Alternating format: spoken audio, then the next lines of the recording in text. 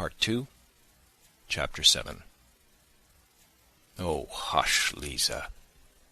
How can you talk about being like a book when it makes even me, an outsider, feel sick? Though I don't look at it as an outsider, for indeed it touches me to the heart. Is it possible that you do not feel sick at being here yourself? Evidently habit does wonders. God knows what habit can do with anyone. Can you seriously think that you will never grow old, that you will always be good-looking, and that they will keep you here forever and ever? I say nothing of the loathsomeness of the life here. Though let me tell you this about it, about your present life, I mean. Here, though you are young now, attractive, nice, with soul and feeling, yet you know, as soon as I came to myself just now, I felt at once sick at being here with you. One can only come here when one is drunk.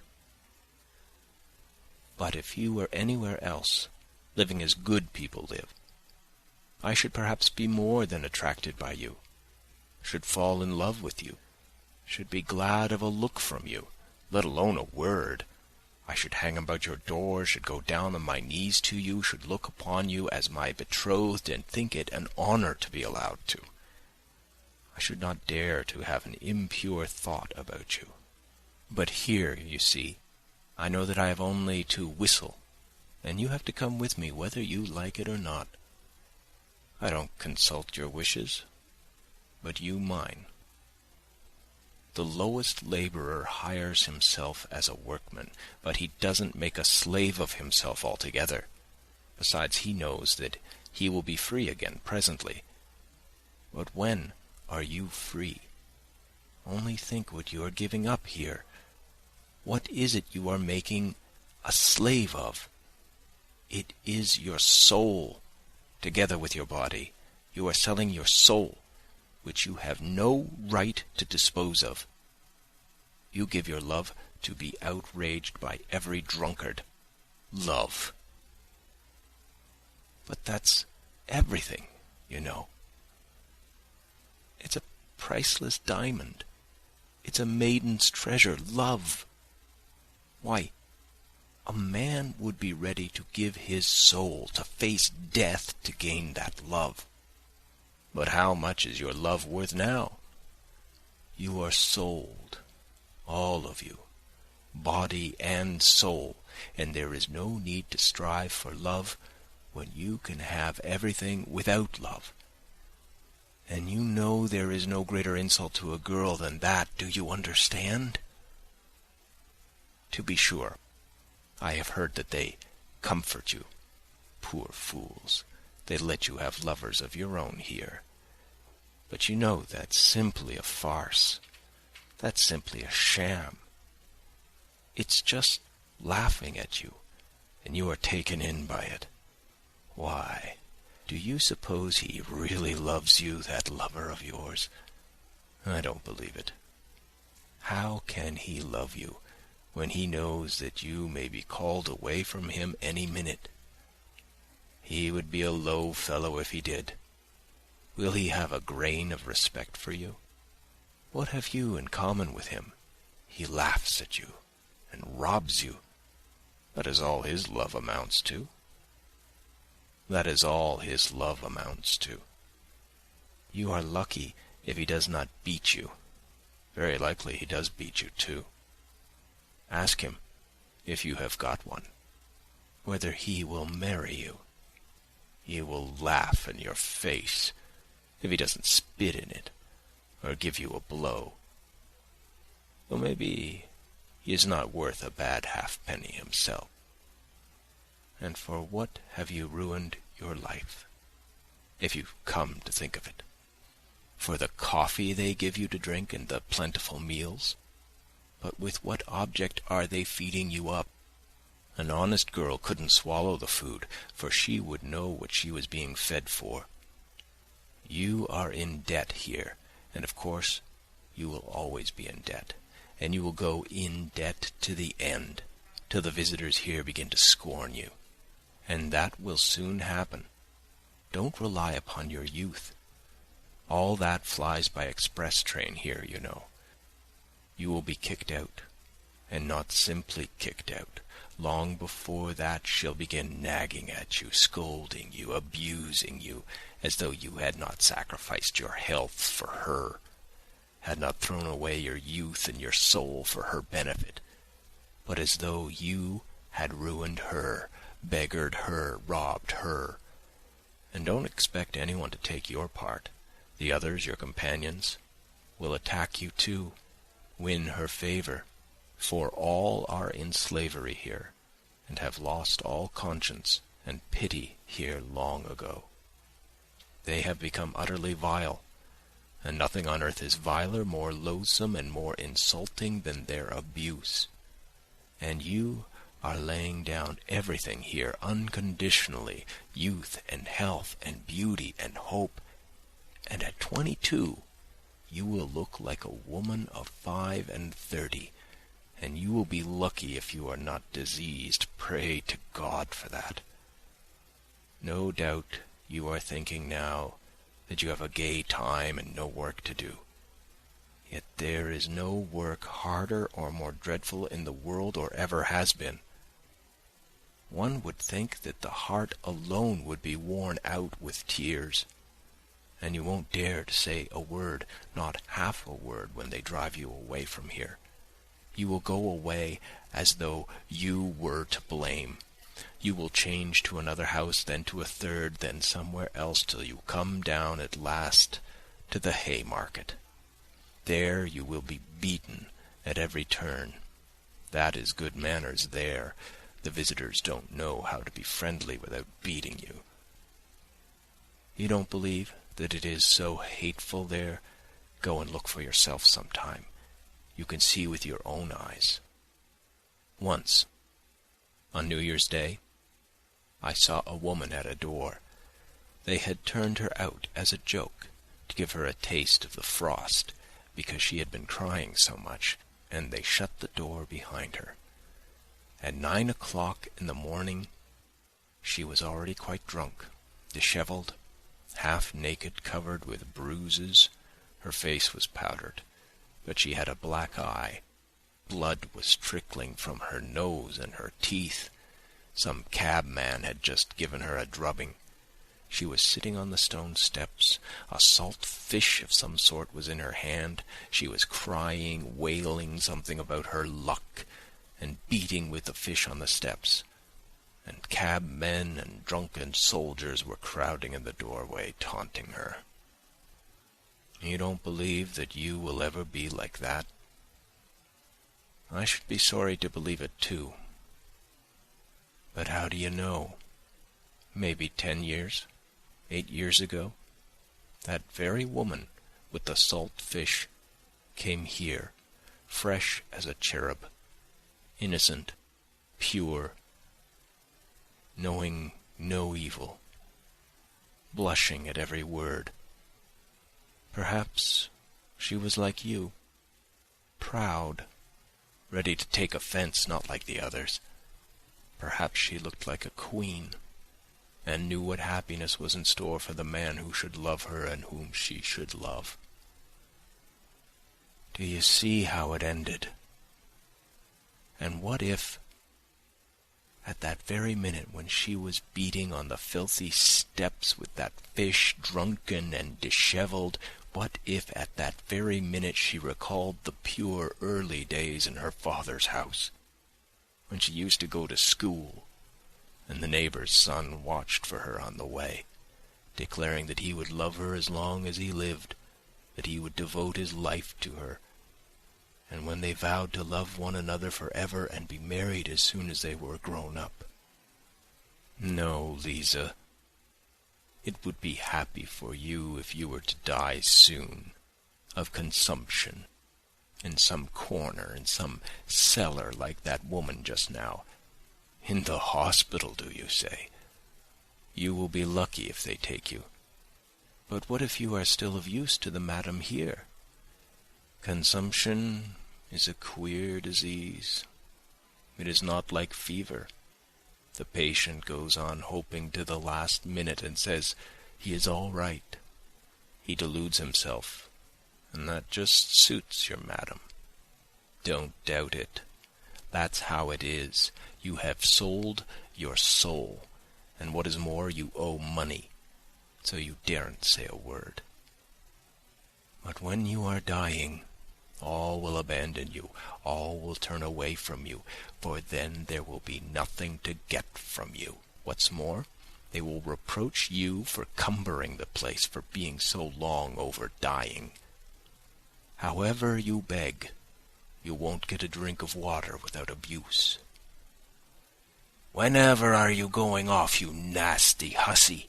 You won't let us sleep with your moaning. You make the gentleman sick. That's true. I have heard such things said myself. They will thrust you dying into the filthiest corner in the cellar in the damp and darkness. What will your thoughts be, lying there alone? When you die, strange hands will lay you out. With grumbling and impatience, no one will bless you, no one will sigh for you. They only want to get rid of you as soon as may be. They will buy a coffin, take you to the grave as they did that poor woman today, and celebrate your memory at the tavern.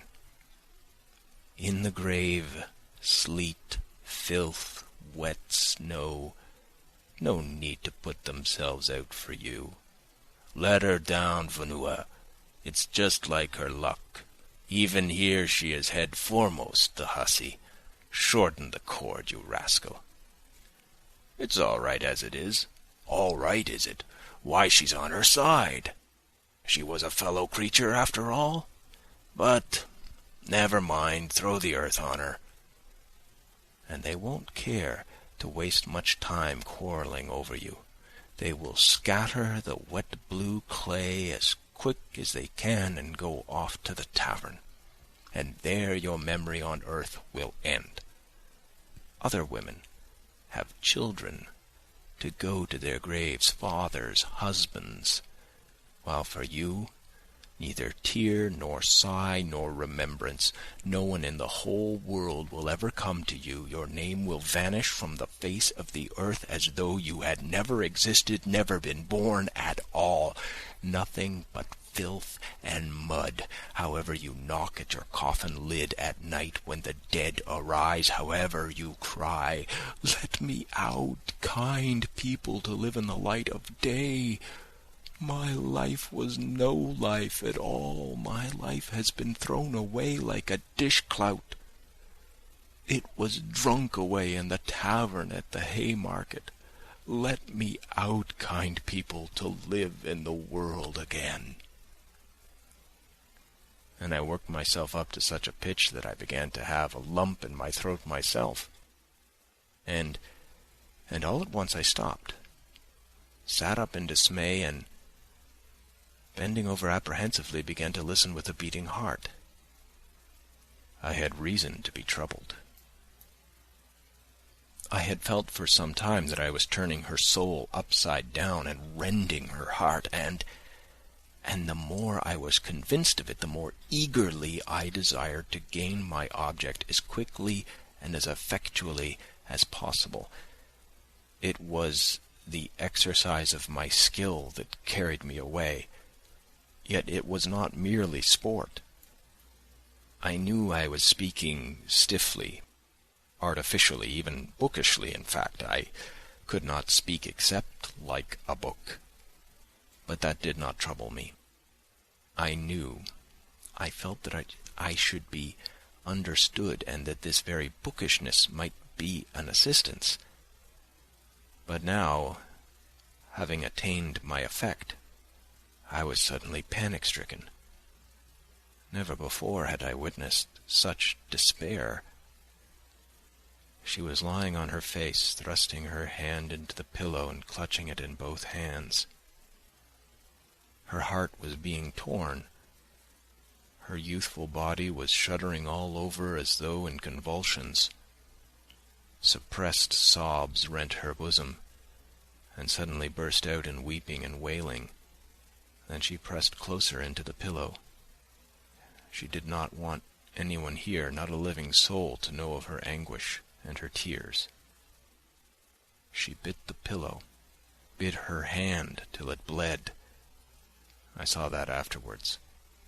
Or, thrusting her fingers into her dishevelled hair, seemed rigid with the effort of restraint, holding her breath and clenching her teeth. I began saying something, begging her to calm herself, but felt that I did not dare, and all at once, in a sort of cold shiver, almost in terror, began fumbling in the dark, trying hurriedly to get dressed to go. It was dark. Though I tried my best, I could not finish dressing quickly. Suddenly, I felt a box of matches and a candlestick with a whole candle in it.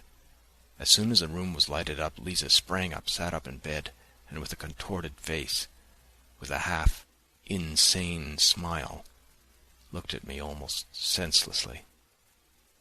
I sat down beside her and took her hands.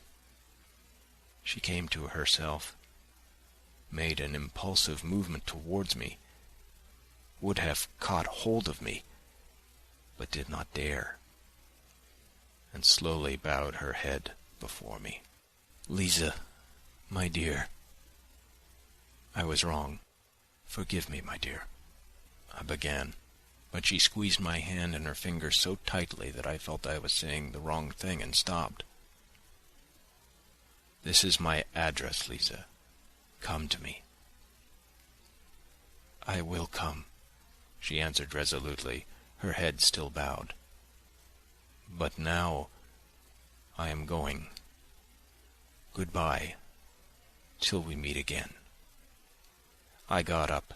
She too stood up and suddenly flushed all over, gave a shudder, snatched up a shawl that was lying on a chair and muffled herself in it to her chin. As she did this, she gave another sickly smile, blushed, and looked at me strangely. I felt wretched. I was in haste to get away, to disappear. "Wait a minute," she said suddenly, in the passage just at the doorway, stopping me with her hand on my overcoat. She put down the candle in hot haste and ran off. Evidently she had thought of something or wanted to show me something. As she ran away, she flushed, her eyes shone, and there was a smile on her lips. What was the meaning of it? Against my will, I waited. She came back a minute later with an expression that seemed to ask forgiveness for something. In fact, it was not the same face, not the same look as the evening before, sullen, mistrustful, and obstinate. Her eyes now were imploring, soft, and at the same time trustful, caressing, timid.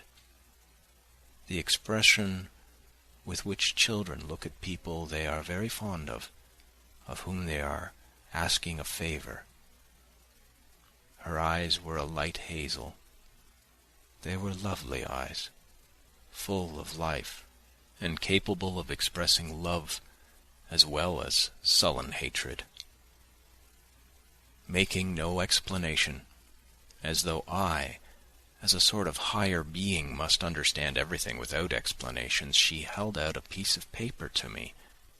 Her whole face was positively beaming at that instant with naive, almost childish triumph. I unfolded it. It was a letter to her from a medical student or someone of that sort. A very high-flown and flowery, but extremely respectful love letter. I don't recall the words now, but I remember well that through the high-flown phrases there was apparent a genuine feeling which cannot be feigned.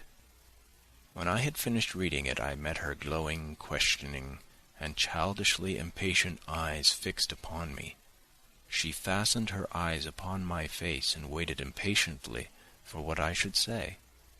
In a few words, hurriedly, but with a sort of joy and pride, she explained to me that she had been to a dance somewhere in a private house, a family of very nice people who knew nothing, absolutely nothing, for she had only come here so lately and it had all happened, and she hadn't made up her mind to stay and was certainly going away as soon as she had paid her debt.